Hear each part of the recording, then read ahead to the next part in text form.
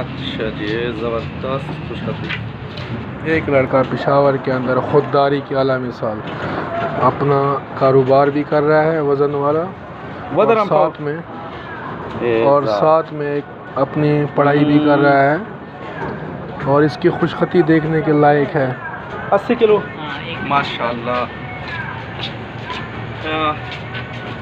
तो समर पैसे खाली देखो बुरा ना दादा तो शौक दे कहाँ से दगा सिलिकन वगा दे शौक दे मेरा खुशखती करे चिल्लो जोड़ से सब जुड़ेगी किस्मत क्या वो जोड़ेगी सही सही नो दे पेंटर की राजी शौक के ना बस सार जमा स्कूल दा बस ये दो बजे ना पहले खाट था। हां हां दा वली का संगीली के दा मक्की वली का आप देखें ये कैसे लिख रहा है भाई माशाल्लाह।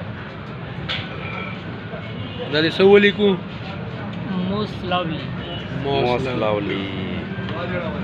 ज़ाब मेरी मेहनत दिल की समर पैसे बदरा मत तब 50 का ताता जी बहुत साल के दबा ओके दुआ का